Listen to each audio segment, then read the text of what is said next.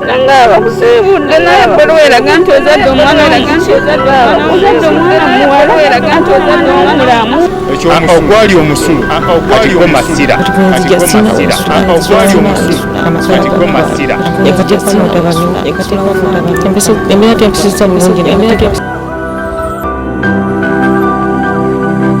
Kulisa nnyo ate mukumulamuko enyumba ddala okwebaza ate banyoba ddala okutulaba program ebintu bizibu ne Nassali tugendera maaso ne Dr. T atabadde ku TV wakagiteekako otusanze busanze fe twatandise dda oba tobirabye ogenda ku YouTube ojja kumusanga eyo tugezako okumutegeera okumumanya byakola nyimba zayimbye tuzinyumiddwa nnyo naye omanyi lwaki yaziwandiika ebyo byonna ali mu kubitubulira olunaku olwaleero wano mu studio mwe tuli twaze wano omwami Mugema mulwadde Mugema omanya kayimba kakamuleta akanyumire nnyo abantu my boy Katonda w'abanaku go simanyi zaali studio zino oba zino mpya ngera Song Factory twatukyali wali Mengo and so on otyo Katonda w'abanaku ajja mu studio kyali kitya obijjukira ebyo just kukola bukozi but he was a boy ali very ambitious ayagala okufuuka ate njagala nnyo n'okukola n'abantu abagala okufuuka nasibya kukaka nga ne bw'aba tamanyi naye ng'ayagala yes nakwe zo twali tuyiga nkitegeera nti okwagala engeri gy'oyagalamu ekintu koko nnyini kufubutukamu amaanyi kati okulemerako ne kufubutukamu enkola kwagala enkola kuleta amaanyi okulemerako ne kufubutukamu enkola ate enkola yereeta obuwanguzi so muvubuka ayagala nnyo okuyimba yali anyumiza olugero ng'akyaliyo omukyala akuba bbulooka I think eyo Masaka ngamba akyakuba bbulooka bikinze nabeereyo nga mpuliriza ennyimba zaabwe because those young boys kugamba bajja ng'agoberera ajja alabe kyasobola okukola naye bayise mu bibiina ebyenjawulo kunyigirizibwa na biki bibeeramu oluusi naye eventually nga bwe naggambye nga twogera kukaaba mpola tolowooza nti ebintu byangu mubeeramu byosinkana nga bijja kukalubiriza naki wano oyimbye bubi wali olowooza nti oyimba bulungi because nze teri ayimba nange nendowooza nti ajja kuyimba kale ne bwaba tamanyi nnyo era nsobola okumugyamu ekitisita ekiri nina okumugyamu ekitegeera kubanga kikugenderako erinnya lyange kati abaana ngaabo basanga already olina profile reputation nga wetaaga bwagamba nti nakoze ne gundi basobera okubanga bamuterezeza emisingo obungi so naye abantu bangi era boogera ku kusomoozebwa kusomozebwa because yawada wa story nagamba nti mwezi bannaye kye nayitamu Dr. Cholumba yarwagala nnyo naye olunaku olwo tuba tukola oluyimba bananga omusajja yarwala omusajja nange yanafuna ekisujja nitugamba neisitaani kyona alumye anybody can get sick nitugamba I don't sijjukira kujjukira obadde naye warwala nnyo nomale mu studio longenda mu ddwaliro I don't know but naye omuntu yenna asobola okulwala and so on naye eventually ndowooza olimba lwavaayo tusobola okubeera wano nga omanyi omubiri tebagufuga nnyo kiri awo simanyi naye sikyajjukira nenyinza okuba aba nafunamu oba natwala sijjukiraolwokuba yali yakajjamu ate ali mu maaso gange okulwala kwange kulabika kati kyewuunyisa kuba kyewuunyisabuli kyolowooza era kikufuukira kyolowooza uliza kino buli kyowa amaanyi n'obuddebo kikuwa amaanyi gaakyo kati yali ali mu studio ate y'omusumba ate eddogo naye terina we talumba mwanattu baba yakirowooza bw'atyo yadde si kituufu naye nze njogedde ku bulamu omuntu asookuba n'omubiri ne gulwala but you know simanyi ye bw'atambuza mbulamu bwe obwa bulijjo nga begambye nti bwe tuva mu studio ne tumala mu bino by'ekicelebrity abantu balina obulamu bwabwe obwa bulijjo tosobola kugamba nti mulokole oba musiraamu nnyo ayinza okuba nga alina ebirowoozo bye nga bitya eddogo naye bali abadde eddogo oba waliwo atanjagaliza anti byebyo ebigambo ebyali mukaaba mpola waliwo atakwagaliza kumbe nedda gwe oba oyongeramu amaanyi Katonda yakwagaliza naye oteekeddwa okukola ki okwongeramu amaanyi osobola okuwangula. So naye tumusabira my boy David Mukyaziwe. Ebbanga lyomaze like mukola omulimu guno toko tuyitirimuko bintu ebibeera muno mu studios abantu bazze like bibeera bitya? Ekisookera ddala teri kitatawaanya kubanga abantu basinkana nga balina ebirowoozo obusobozi obw'enjawulo bava bakuzibwa mu ngeri ndala and so on. Ne babanga oluusi bafunye ssente lwesanga nga oli omuze gwe gwamulemeramu embeerayo. Naye kitukuumira mu mulimu guno ekimu ku byo kwekuuma ebyama by'abantu. So nze ndowooza nti abantu bajja mu maaso gange babanga bazze wa taata maama abazaale maama wangeri ki asobola okwogera obunafu bw'omwana yewaddeyo omukuza.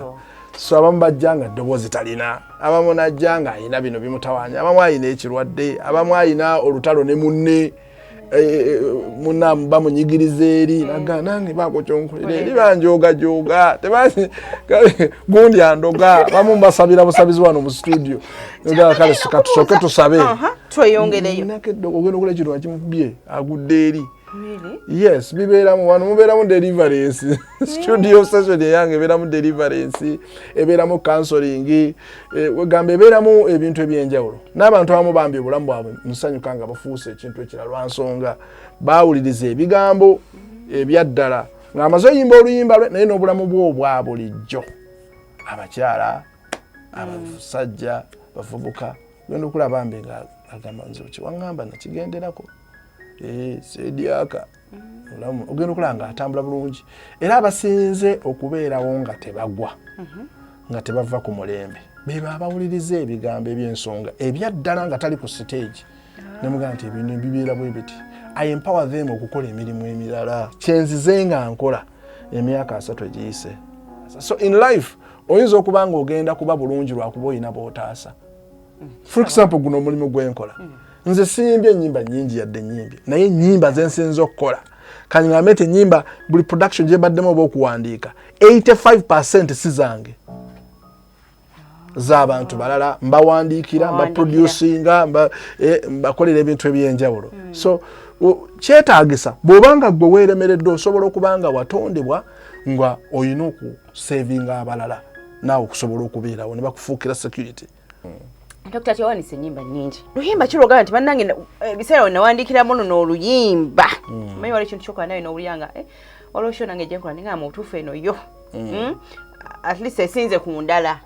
Naye ezisinzeeko olw'ensonga bwe kineki. Nze nno nkoze ennyimba nnyingi ate nga zonna ziri clear ku bayimbi ab'enjawulo kati kyenkaluubiriza naye abalala bonna mbakoledde basemakula abaani bakafe bamorini Stasha Betty bangi bonna. Ani yawandika omukyala Betty Mpologoma? Betty Mpologoma mukyala wo? Yali mukyala wange. Mune mwawukana? Why? Obadde okina mu busibu? Bali ekikyala kirungi. Bali ekikyala kirungi. Kiyogera bulungi. Talina buzibu Mpologoma wange mumuveeko namulimba. Mpologoma. Kiyogera bulungi nkyagala. Omwana w'abantu omugambako ki? Talina buzibu. Naye kankubuliko ekyama kati. Ebintu ebimu birungi nga tebyeriraanye. Ekyo kituufu. Wamma okiwulidde kyenjogedde. Birungi nga tebyeriraanye. Ebintu ebimu birungi nga tebyeriraanye. Kubanga buli lwe byeriraana. Musoma the poles, the magnetic poles and stuff. But waliwo ekintu ekimu nga zonna magnet naye nga buli omu ayagala kuleeta ate ekitakwatagana nga kirungi bwe mweyawula munayiteri nasobola okuyamba omulala. So sirina buzibu ne Mpologoma yange eyo because I brought her into this industry. Sanga kawala katobwe kati ne kagamba gwe osobola okubaako kyofuuka. Nezijukira baali abawala babiri omu baamitanga Saala simanyi gyali mutuufu Betty wandibadde ombuulira Saala gyali kubanga nababuuza ebibuuzo bino bibiri. Nababuuza lwaki oyagala okuyimba. Omu n'aŋŋamba nze njagala kuyimba bammanye ate omulala n'aga nze njagala kuyimba nfune ssente. Neŋŋamba ayagala ssente gamba toliyimba lwa nsonga okufuna sente kiva mu kukumanya. If you're not ready to give a service, sente ziwuliriza kuweereza. Bw'otoba muweereza tezisobola kujja okitegeera. Era byamutugenda okwevunula ng'ono era byayiseemu kusobola okuba nga ayimba. So obulamu ne bujja bwe butyo. Nafuuka omuntu ow'enjawulo. Bwe ngamba muto njogera ku mwalo w'emyaka 22. Kyali giweze. Nga mukulu ddala. Ababbi 23 ndowooza. Nga mukulu naye nga muwala muntu mulamu nnyo. Baana bantu balamu bambi bonna. Bantu balamu nnyo. Family ennungi nnyo okuleka ebirala nga bwe gambye nti abantu abamu balungi nga buli omu ayimiridde wayimiridde and so on. Kati gwowanika n'oluyimba teri police. Tewali police. Noonya n'olulala zonna jazinonyezima. Lero lusinga okunyumira. Yego walwanika. That was so nice. Ani musajja yali ayimba yirido. Actually nali njagala kuyimbisa omugezi Martin Agume naye yali taliiwo. Bandi yali efunye obuzibuzi nga naye aziwala kati waliwo omulenzi mulago twayimbisa bamuyita bambi ate naye yafa. Ali. Yafa? Bamuyita Ali naye yafa. Bambi that boy naye nafa. Nene zamayimba babiri nzinyuma. Ife tetuli bakuzanya ife tuli batamu. Tulina akapya bakayita ndikulunya. Ndikulunya kati olungi baba. Mwe tomuyinza kwekyawa. Ate nga twekyayira ki? Nze gambye ko nina mukyawa. Temusobola oba ali luddawo ndoza kusakwatagana bwe muti. Akati nekyabeerawo. Mama wa muzaala yaga nti muyadde mwekyanga ddanga tukyali bafu kuba twayokana dde emyaka nga 2 ngadde mwekyekyanga nze kati gwe nkufudde mwana wange wa 10 era nze last born in family nze era nze nzira ku balongo nze abalongo badda ku balongo bamuyita batya kiza kivupi byonna nefuuka mwana wa 13 so it's my family now. Era buli kye baagala nze nsobola kibakolera. Naye nga kugamba oluganda olw'omukaano ogutafa. Era kyansumbuwa nnyo like to be real. Kyansumbuwa nnyo abakazi.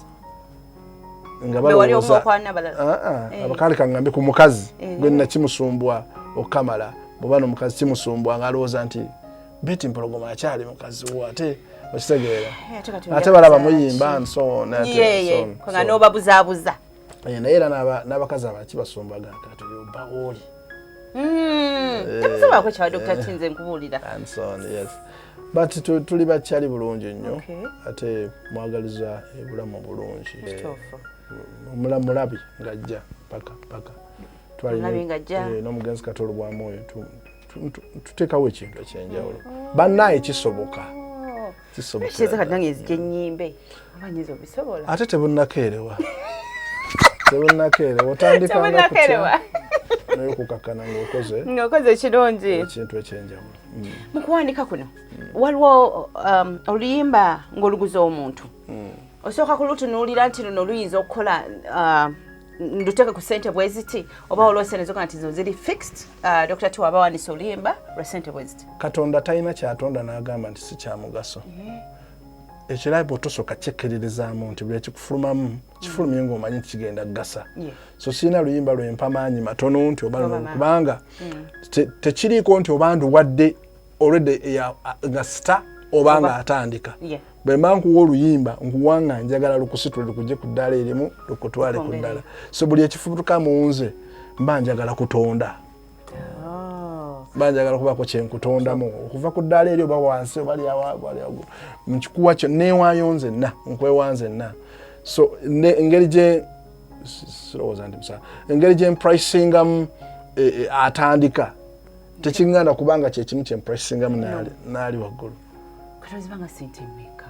Kisinziira kubanga ebyensi eno kutegeeragana nga njagala naye sisobola nze letayo $3,000,000 letayo $1,000,000 oba tompa kubanga ezimu abantu omuyimbi n'omulaba kati alina eddoboozi katumukwateko muwa oluyimba bwe twatandika almost emyaka 10 nga kyenkola bonezo zo wana enyimba zoyogerako sebasasula nze nakikola nga jangu oyimbe jantu yimbe tukole bwo tuti and so on.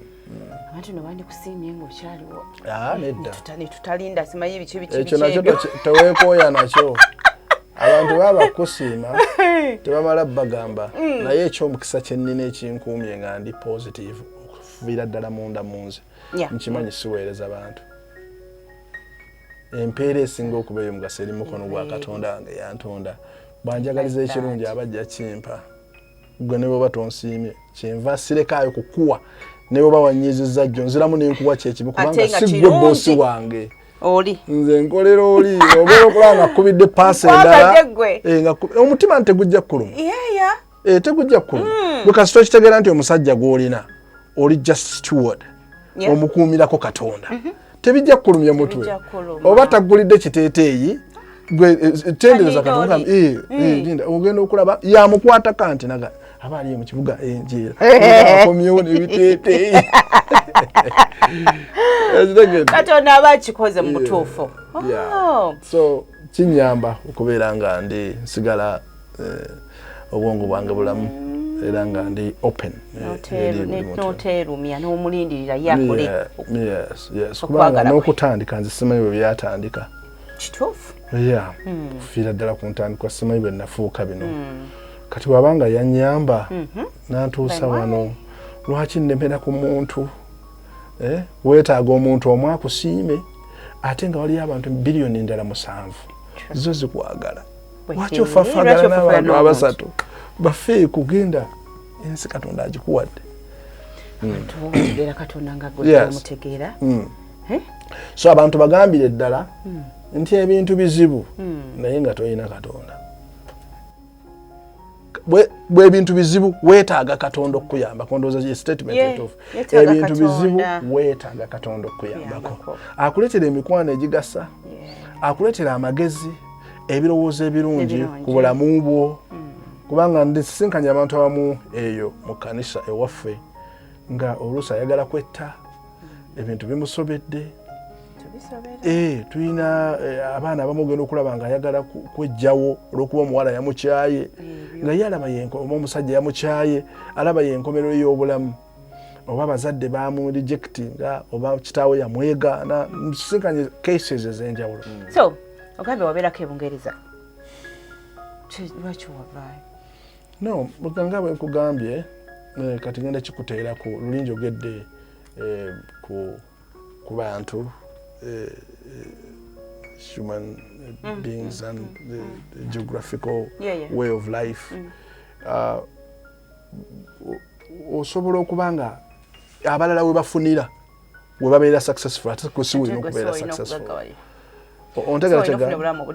Yes nga gwe amaanyi go gali Masaka ne bwe wesiba ku Kampala n'akunywa nga tusiwojja okubeera ate tulina abatwesibyeko ne Uganda nga amaanyi gaabwe gali mu America naye bwe nabeera ebungereza Sweden eyo n'ekizuula nga neetaaga okudda naye kyasingira ddala okunkomyawo wano calling ya Katonda kiseera kyange kyali kiweddeko ekyokubeera nga siweereza so nenkomawo kutandika okuweereza ddala Katonda fuule kyekyankomyawo mu Africa era yali komandi ye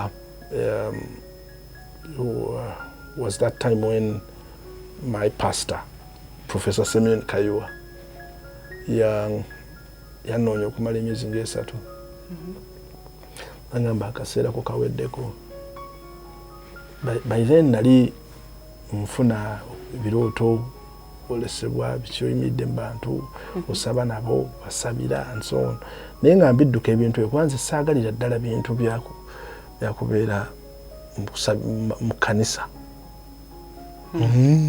kugamba obuvunaanyizibwa obwo obw'okubanga because it's so kizitowa okubeera nga okulemberamu omuntu mu bulamu bwo obw'omwoyo abanga ekintu ekyo kizibu osobola okukulembera ebirala financial ngenda muyigiza economics biki ebya ssente naye eky'omwoyo kiri so sensitive kubanga nze kimanya abantu bajja n'ebizibu byatasobola nakugamba bamaama baabwe mu kanisa so nanga budde buweddeko so I had to come back here okutandika okuweereza fule nansabira nanjuwako amafuta nentandika okuweereza era kati kyekimu ku byenkola ekyali kikulembera kati kino kidde eno kino kikulembera so obuweereza bulina muŋŋoona kama tuwadde omukisa tubeeramu ebyo nebino ebya studio ne music kuyimba na biki era abeebuuza nti lwaki tabadde takyayimba mbadde ndi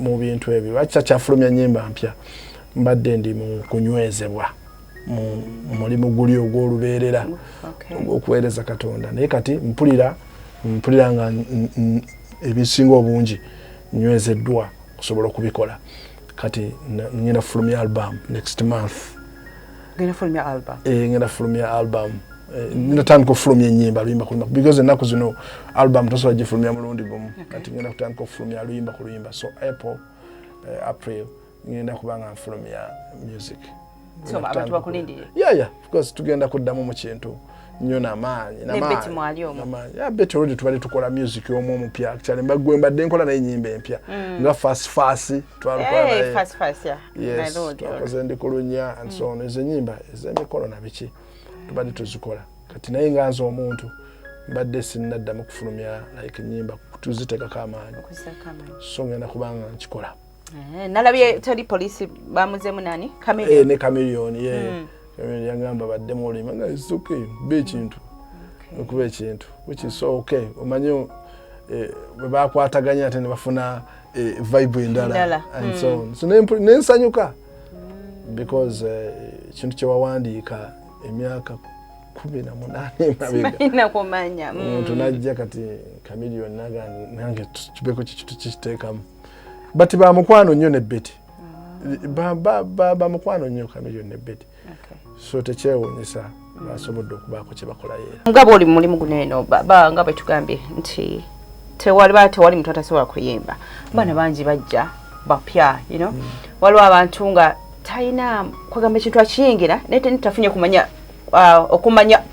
okumala mulimba luno ngenda dukolera wa gye banange biki simanyi oba abalala they get time okubanga nze n'ennyimba zempulira ddala nga nendewuunya ne ngamba balutadde batya eyalukoze yaluwuliriza mu butuufu nga terunyumye namu nga wadde sibitegeera nnyo ensi egenda ekyuka nabadde ku was it social media ku net nendaba bayizaayo ne ka AI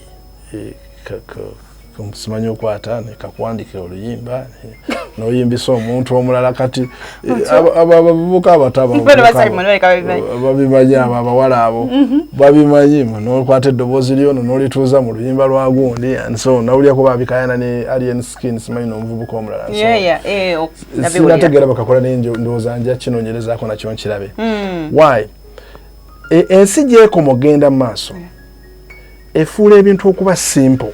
Simplicity is okay, but ebintu bina basics zoto sobola kuvaako. Yaddo yagala nnyo okubeera owakabyo yagala nnyo obwangu naye waliwo basics zoto sobola kuvaako. Naddala ng'onoonya ekintu nga service ogiwa bantu. Yadde oyagala okufumba ebyangungu yadde ofumba mutokoto omutokoto naye naawe guyinza okuba guwoomera ggwe. Olina okumeka sure nti bwe mba ngenda guwa neighbor ddala neighbor gumuwoomera osegera. So the same applies to our music today. Nti abaana bagenda mu studio ne bakwata technology gwe tukozesa n'abeera nga ya dominatinze 80% ng'oli si yayimba ddoboozi lye wabula abalitademu autotune bamukanisa ayimba kigambo ku kigambo tasobola kuyimba verse kakati ogenda okwesanga nga the naturality okuyiya okw'omuntu kukendedde. Ensi eno tegenda kusobola kuba bulungi ng'efugibwa technology. Omuntu tosobola mwenkana. Ekintu ekiva mu muntu kiba n'engeri ey'enjawulo. For example, bwe tukola concerts nga ziri live era owuliranga senga omuntu aba akoze rehearsals kati bentendeka abamu tukola concerts enene mu Serena ezo omuntu bw'ayimba live bw'aba abadde teyakikolanga bulijjo olaba nga atagalira ku stage nga kigaana akwata microphone eddoboozi lirina kuvaayo nga liraga nti liri wayimba likwataganirirwa nalino. So ekireetera obuzibu obwo kwe kubanga abantu balowooza nti bannayuganda basiru batwala buli kimu, but bannayuganda bavaako ku mulembe guli nabo bawulira kati bingi. Okumuwa ekikyo kiyitewo oteekeddwa okuba nga kirimu ekyenjawulo ekisinga ku ky'omu Nigeria, ku ky'omu America, ku ky'omu ki. For example, take an example of our movie industry today. Ndi movie writer actually. N'okuzannya and producing. Naye bwe tuba tuproducinga kye tuyita movies wano, abantu abamu bakyazannya drama nga muyita movies. Tosobola byawula lwansonga siri byo. So kakati okuyimba era kye tukola kati ffe ojja ne tukutendeka nti oddoboozi lyo lisobola kuyimba kika kya music bwati. Ayinza okuba nga yayimbye bubi lwansonga ayimbye style etaliiye ne bamukubira ebyumba nga tebitula mu ddoboozi lye nga yeetaaga kuyimba bwati. Olabye nnyo abayimbi bangi, for example nga babadde bayimbi bakadongo kamu nayagala ayimbeyo ku luyimba olwaraga nga tebikwatagana lwansonga tekituula mu ddoboozi lye, chanting eri ebeera the rhythms na biki nga tekikwatagana na busobozi bwe nga yeetaaga tokitraining ennyo. But there are people abatandika nga ne bamukubira engoma neetuulamu naye nga n'ogeza omukwaso microphone ayimba oluyimba lwa Dr. Tigwa Nyamba oba omusemusi oitegeera nga obusobozi bwebo kwegamba kwe kubanga omuwadde ekidongo ekikwatagana n'obusobozi bwe n'oluyimba mu style era ekwatagana n'obusobozi bwe. That combination bw'ogenda wa producer atamanyi ekyo tajja kikolera yakuba bukubi bidongo bye nagayimba n'omuwa ssente because it was about money. But for me ntunuulira career saagala otuuke eyo oyogere ku linnya lyange profile egenda. That's it. Okay, nga tumanyiza ne Dr. T tubalina amawulire agagenda maaso g'abasumba bakwata abaana abasumba bafuusa abasumba ne twebuuza bannange bana baba training babayita bata like nga pastor spiritual fathers. Spiritual fathers. Anti like tebababuulira kiki kyakola tusobeddwa. Simanyi nnyo naye kino kyemmanyi kansooke nkyogere ku sayidi eno nga tumaliriza. Munda mu ggwe musobola okuvaamu omwana nga musumba omulala nga musamize naye nga bonna gwe bakola ki bayonka amabeere ge gaki taata y'omu. Naye embala ne basisinkana emyoyo gyabwe ennewulira yaabwe n'ekyuka ne batandika okukola birala. Kati njagala osooka ojje blame okugiteeka kuba spiritual fathers because omwana bw'ava awaka n'afuluma atandika oluusi okwexercisinga by'obadde omugaana ng'ate ye byawuliranga bye bimuwanguza. Ayagala abitestinge kwalabe sina kyokka nga ye awulira ye bye bimuwanguza. Kakati ate era bwe nzira ku kyabasumba omanyi omuntu omu bw'akola ekintu ensi yonna si bannayuganda bonna. Ekyokubiri omuntu yenna aweereddwa omukisa okulondawo ekimukolera. There are situations ezisobola tusisinkana ng'ozirimu era siwagirira ddala muntu agira omwana omuto. That is one. Ekyokubiri guba mutima mubi okumanya nti oyina ekirwadde ate ne bwe yandibadde muntu mukulu va ku mwana omuto. Kati omwana omuto tumwogerako olw'okuba obulamu bwe bwonna kati obusiranyiza naye ne bwaba muntu mukulu n'asisinkana omuntu nga gwe emyaka 23 era kiba tekikola.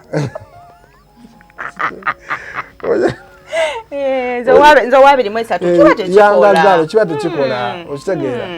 So kulwanirira nsi yo kulwanirira abantu baakicale baleme kubeera nga osaasaanya ki ebintu ebifaanagana. So siina siwagirira ddala muntu akoze kintu bwe kityo naye ba spiritual fathers ate tusobola kubasalira musango. Abaana mu bafuluma yakola omulimu ogusooka n'ayimirira. So nze nno ndowooza weeyongere gw'abadde mu kkanisa eyo okutegeera nti ebintu byonna tebitambulira ku musumba oyo bitambulira ku Yesu gwe yakulaga era ekkanisa yonna etokusongera ku Yesu ebasikanite eyo kubanga omusumba amaliriza ebyo ne bigwa atasobola okukola ensobi ng'omuntu naye tekikujja mu bulokole naawe abadde eyo ate njagala kukulabula teweeyingiza mu byakusalira misango tebikwatako okuleka nga tosoma bayibuli. Okay.